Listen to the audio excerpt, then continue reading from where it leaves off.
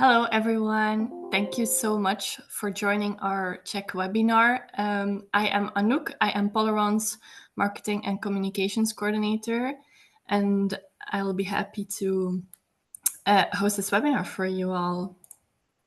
So today, I would like to start with reminding you all to please leave your comments and questions in the Q&A below. There will be some time left at the end of the talk to answer your personal questions, and the questions that cannot be answered at this time will be answered during an upcoming email. Please also subscribe to our YouTube channel and our social media platforms. And today we will cover dual citizenship explained, required paperwork, how does the application process look like, and what are the benefits of working with Polaron, as well as the Q&A, like I mentioned. We are here today with our moderator, Eva Hussain. She is Polaron's founder and director. Thank you so much for being here, Eva.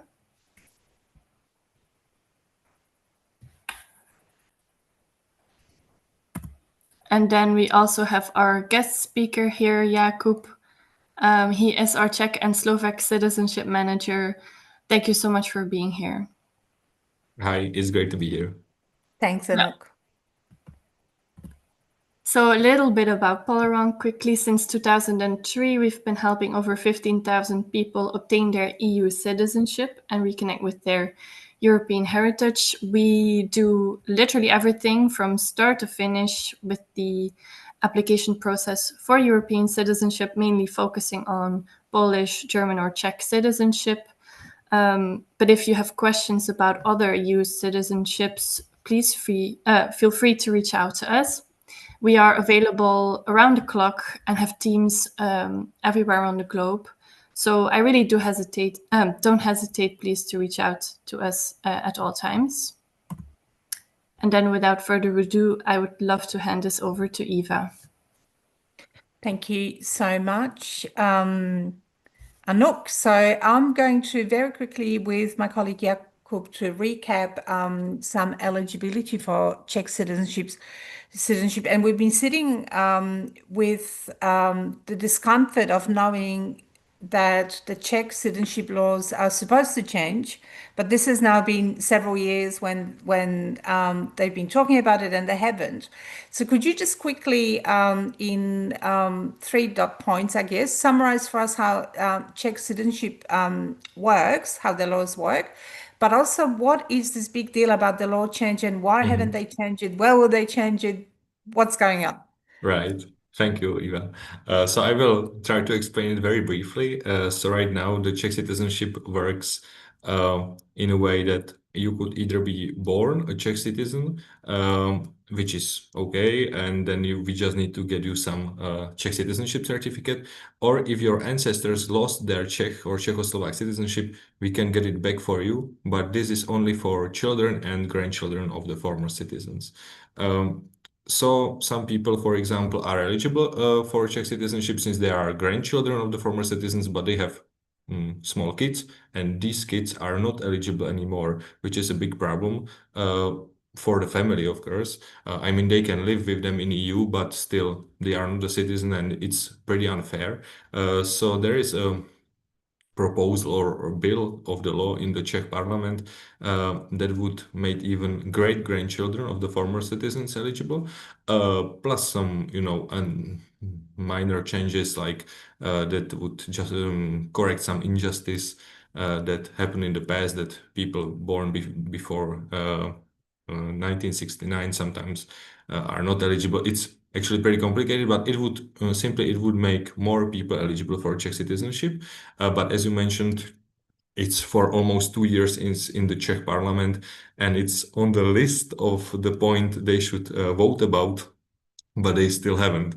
So that's pretty frustrating. We are watching really closely every session of the Czech parliament, but so far they have not voted about it. And also there will be parliamentary election in the Czech Republic next month, actually, so that can also change things. We don't know in which direction, of course. So yeah, we are watching this pretty closely, and we are still excited, but the wait is a little too long now. Yeah, and of course we'll let everybody know when things do change. But essentially, we're talking about a 20-year period, I think, if I'm correct, Right. that makes people not eligible, and it limits the level of generations or not, generations that can apply, essentially, right? That's correct. Yes. Okay. So yeah, as I said, it's actually pretty complicated. But yes, you said it right. Yes. Okay, cool. All right, thanks, Anouk. We'll go to the next slide because what we are now saying is that we are eligible for dual citizenship. So what is it? What is dual Mhm. citizenship, Jakub? So dual citizenship, or maybe we can say also multiple citizenship, because you can have also triple citizenship, Correct. means basically that two or more countries consider you a citizen, and that has a lot of advantages. So basically, if you want to relocate, or if you have ever experienced relocation in your life, you know how hard it is to deal with the bureaucracy and so on. And but if you are a citizen of some country, basically you are just coming home, so they are not making any trouble. You don't have to register at your police station or something. It's just that you are a citizen who is coming home, which makes people's life easier. Mhm. But a lot of people don't even, need to live in the country where they have citizenship. Then it's also had an advantage that you can travel more freely. For example, if your primer or your first citizenship has needs visa to some country, maybe you can use your second passport, doesn't need visa. Mhm. So basically, it means that you are citizen of two countries and you can take advantage of it. Yeah, because it does come with lots of rights, some obligations, but rights to vote. In many EU countries, you get free education. You can hold a public office, and that includes European institutions as well. Um, and as you said, many countries allow dual citizenship, but some do not. But Czech Republic does, right? You can hold dual citizenship. Yes, yes. Czech Republic since 2013 or 2014, Czech Republic does allow dual or multiple citizenship. So if you have Yep. Czech ancestry, it's no problem to renew your Czech citizenship. Yeah, and that's the case in many European countries. Thank you, Jakub. So we'll get to the next slide, Anouk. Thank you. All right. So if we told somebody that they're eligible for Czech citizenship, that's great news. But what now? And I know that you love paperwork and you specialize in paperwork, but it is one of the fastest processes in European Union, actually, because when we have, say Polish or German or Austrian to compare, that takes like up to 5 or 6 times longer. But could you just briefly tell us what documents you require? Because it's one thing to say, well, I'm Czech. It's another to be able to prove it, right? Sure. Yeah, so basically, the main documents are basically we need to prove your kinship to your Czech ancestor. And to do this, we are usually using the birth certificates, marriage certificates, and sometimes some other documents like naturalization certificates for you and your ancestors, let's say your father or your grandfather. We are happy to help our clients to get these documents because they usually need some other verifications, for example, apostille certificate or translation into the Czech language. Since Czech language is the only official language in the Czech Republic, all documents need to be translated. So we are also helping clients with this. We are also getting their ancestors Czech old documents to prove that they were Czech, they were living in Czech.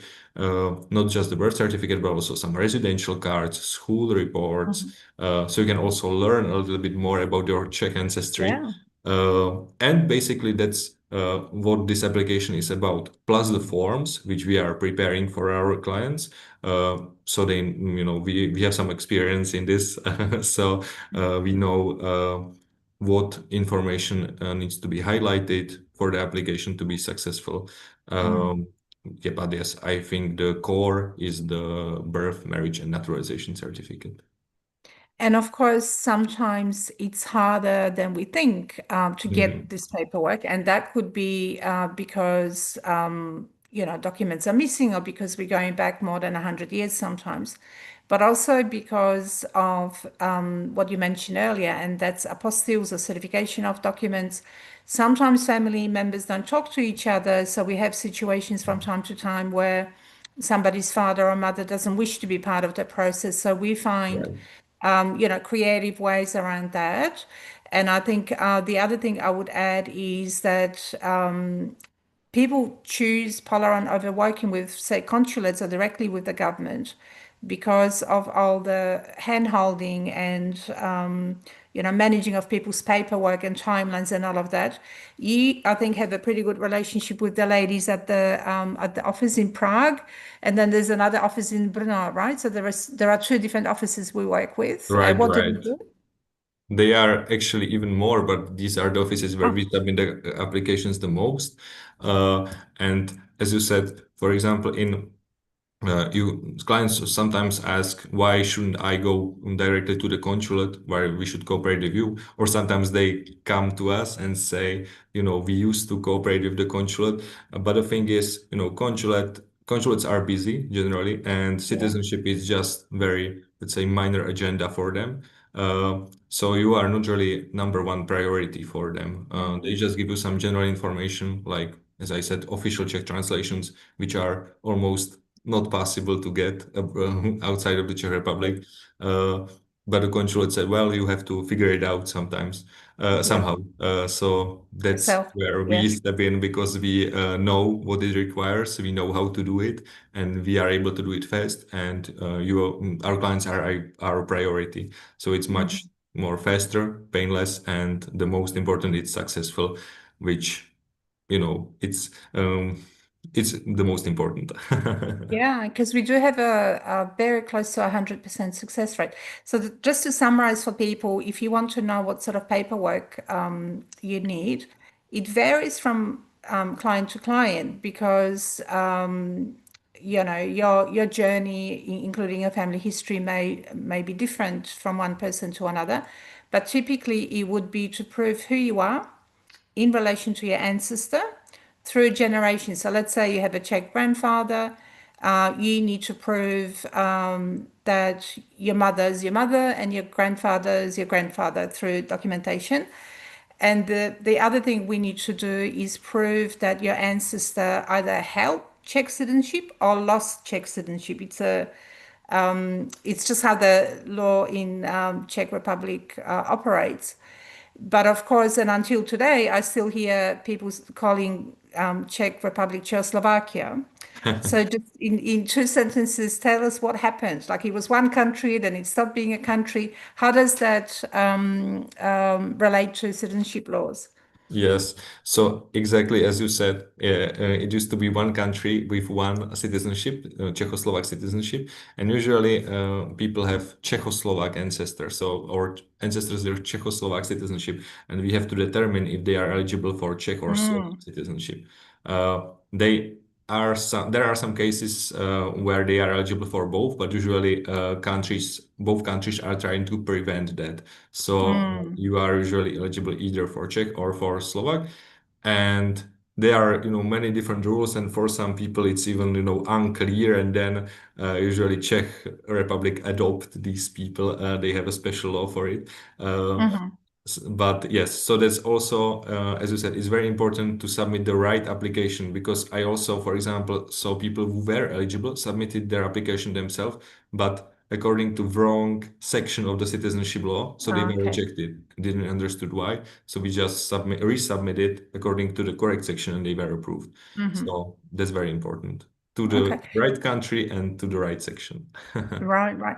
And part of your work is, of course, finding documents and finding information. And sometimes a lot of our clients that come to us have no information whatsoever about their ancestors, mostly because they either didn't speak about it, didn't have the right documents, never went back to Czechoslovakia, as it was called then, because many went through like really horrific and painful times. They were traumatized or had to escape.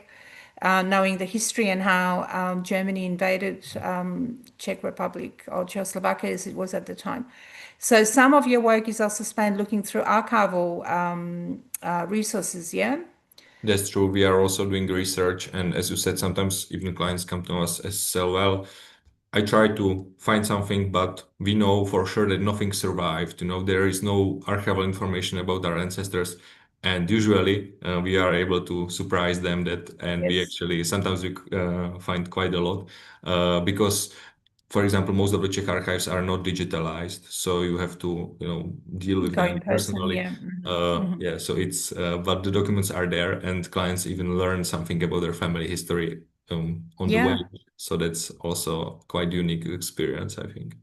Yeah, it's sort of like a secondary, if not primary benefit of going through this journey because, of course, people mostly start wanting a European passport, but I think what we give them is so much more than that. Like lots of people reconnect with that identity, with their heritage, and they take whatever the team finds and keeps it like a precious part of the process, I guess. I want to allow lots of time for questions because I know that there are heaps of questions that people have. So let's move on to the next slide. Thank you, Anok. Okay, and we kind of covered this a little bit, but what does the application process look like? Because people often think, well, my grandpa was Czech and I have a Czech passport. But between those two worlds, there's quite a journey. What happens? What does the application process look like? That's right. So as we talk about it, client and we have to collect the documents to prove their kinship. Then we have to prepare the application. That means, yes, notary copies, translations, preparing forms. And then we are submitting application in Prague at the citizenship department, where the clerk is going through the application if everything is correct. And then they have some time to decide about it. Basically, they are checking in their internal archives everything we stated if it's correct, and it is. So then they approve our applications, but it takes some time. According to law, they have up to 6 months to decide about the application. But our latest experience is that it's usually not always, but usually it's faster than that. Actually, it's Yeah, around amazing. 4 months which, as you Yeah, mentioned, also it's much faster than other citizenships, yes. but But still, also faster than consulates, right? Because yes, consulates yeah, take that's for take their sure. time. Because in consulate, it takes a month just to send it to the Czech Republic. So Mhm. it's yes, definitely. Still, it doesn't take 2 weeks or so, unfortunately, Yes. but it's pretty fast. And then, since once your application is approved and you receive your Czech citizenship certificate, we also register your birth and marriage, and then you can apply for a Czech passport. Mhm. So it's maybe it's not as straightforward as some people think, but I think it's not also super Yeah, complicated.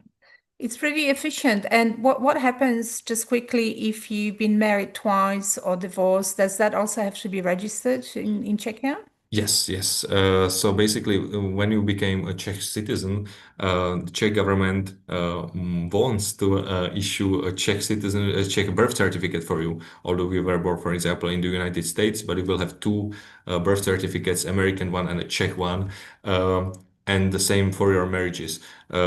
It's also useful, for example, when your children will decide in the future that they also want the Czech citizenship, they can just go to the Czech government, showed your Czech marriage certificate, and it's a proof that your parents were married, Mhm. or if you deal with the Czech government in any way. So it also save much stress in the future. But basically, a Czech government wants to know if their citizens are married, divorced. So we also have to register the marriages, divorces.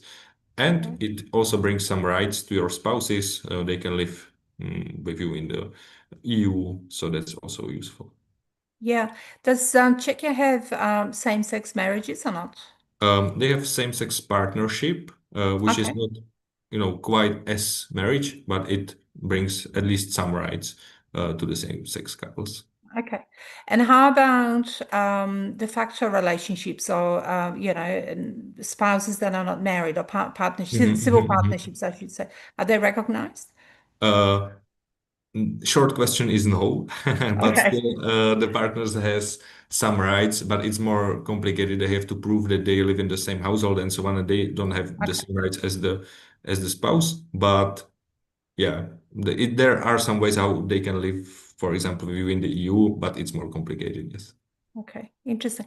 So in other words, the application process, as an outcome of that, you get a Czech citizenship certificate, you get your Czech birth and marriage certificate if you're married, and then with these documents, you can apply for a passport, which is then through your local consulate, and we make an appointment for you, and we fill in all the forms, etc.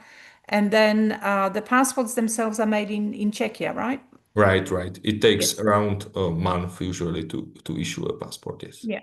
And they're valid for 10 years. So this complicated process that we try to explain, that's only done once, right? Once you have your Czech citizenship, you can just reapply for your passport every 10 years, and it's pretty smooth and efficient, yeah? Right. Correct. Okay, cool. All right, I think we have time for questions now. Anouk, I think. Yes, we definitely do. There was one more slide, but we went Oh, over go this ahead. Okay, already. benefits from, oh, well, that's a very important slide. Yes, Come it's on. very important still. I think, And we've covered some of it because we yeah. are your bureaucracy warriors. We fight the red tape, right? Tell us, why should people work with us, Jakub? Yeah, I think we explained it pretty well. Already? Yeah. So yes, basically you are our number one priority, and we know how the process works, and we know all the situations that could happen when assessing your claim, when submitting your application. So we think about everything, and we want you to succeed on the first try. Mhm. So and yeah, my experience says that when people are trying to submit the application themselves, uh, unless it's some very easy case, it sometimes is rejected just for very formal mistakes, which we are aware of, and we are able to prevent them. So yeah, I think our experience is our biggest advantage. Yeah. The other benefit of working with us is that you're going to work with Jakub and his team. Where are you based in the Czech Republic? Which Yeah. beautiful city? Tell We us. are based in city of Olomouc, which is actually on UNESCO site. So you can Yes. visit us here too. Yes. And they call it Small Prague. But we are also in Prague very often, working Mhm. with the government, but also here in Olomouc with the government. Yeah, we are everywhere in the Czech Republic where it's Yeah. necessary and useful. Well, it's absolutely true that sometimes you do have to be on the ground. Like that application process, which is something we didn't mention, is not done electronically. Like everything is based on paper. Mhm. It's still Yeah. quite old school. So being there on the ground, knowing case officers and how things work is a massive benefit because it cuts out many, many months out of processing. All right. So that was our pitch. Thank you everyone for listening. Over to you now, Anouk, with some audience questions. We have about 10 minutes or so, 7 minutes. Yes. I have an interesting one that asks, in application for the acquisition of Czech citizenship section 2, Czech registration of wedding, is this for people married in Czechia? If not, why no request for contact information of witnesses? No request for marriage license. Sorry. Oh, I'm not really sure what when we are registering the marriage certificate in the Czech Republic, uh, for people who were married abroad, they indeed ask for all the contact details of the witnesses. And sometimes in the country where the people married, it's not even necessary to have any witness. So people are surprised about this question because we have to Yeah. fill out the forms according to Czech standards. So they just want to be sure that because according to Czech law, every marriage needs to have two witnesses for every wedding. So the Czech government doesn't quite understand, or let's say it's their law, that all these marriages needs to be according to Czech standards. So we have to state two witnesses who saw this wedding at their own eyes. So people sometimes even choosing some random guests uh, from their wedding, and we register them as witnesses. But it's connected with no obligation actually. We just put the name, and that's it. Yeah. So maybe this was the question was about. Yeah, because there's also a practicality around it, and that is for the Czech government to be able to register your marriage certificate, they have to have all the information that typically goes into a marriage certificate in Czechia. So if there are bits of it missing, they can't register it. So I know in America, let's say people, elope to Vegas and, they get married by Elvis. That is just like one of the weirdest thing that the Czech government has probably ever seen. So, but it's just to do with the legal instruments that they have at their disposal. So if there's information that's missing, they can't register. So that's why this information is added. Hopefully we answered your question, but if not, we're happy to take it afterwards. Go ahead, Anouk. We've got 4 minutes. Yes. Is it true that the Czech Republic allows dual citizenship, but Slovakia does not? My lineage is unclear, right on the border, so I'll definitely need your help to parse out where my people are from. And then they also asked information about pricing, how that works. Yeah. For the first part of your question, Slovakia were very strict about the dual citizenship, but right now they relaxed some of the conditions. And if you are permanently living in the country of your second citizenship, so or if you were born, for example, in the country where you have citizenship, they are okay with the dual citizenship now.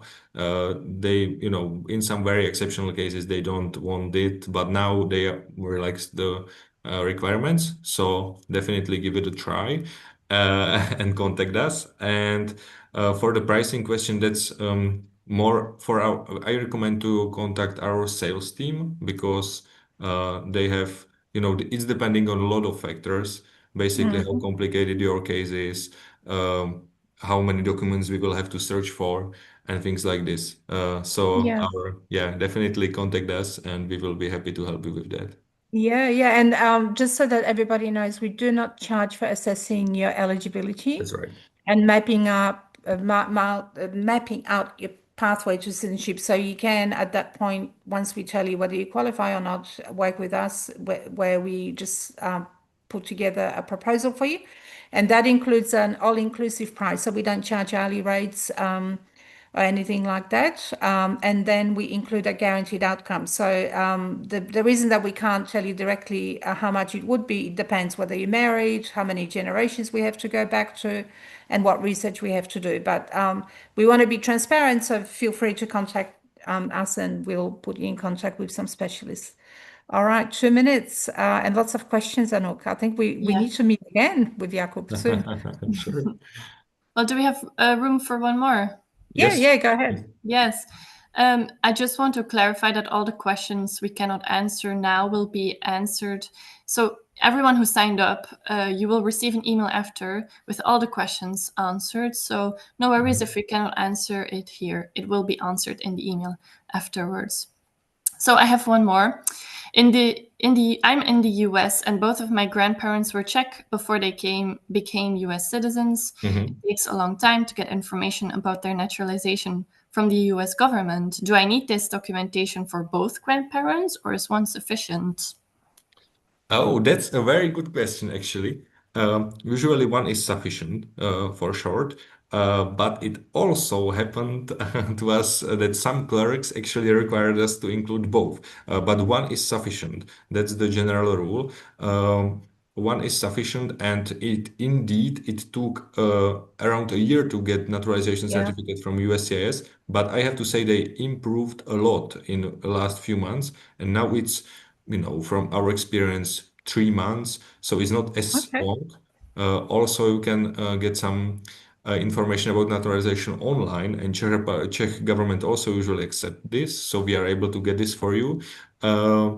So there are many ways how you can get it faster, actually, than the longest way. So please feel free to contact us as well. And I think one grandparent is enough, but two are the safer option, so we can even get both for you. Yeah. And I think we saw the clogging up of the US system out of COVID, like things just fell apart. So it's good to hear that they've improved things. But, at one point there was like 18 months waiting time. Yes, that's not crazy. Yes. So sometimes what happens is that the European governments are faster than US. So from time to time we've experienced that, but there are ways around it. And we're always happy to give you that advice. And I think on that note, we're out of time. But what an interesting discussion. Thank you, Jakub, and thank you, Anouk, for preparing this.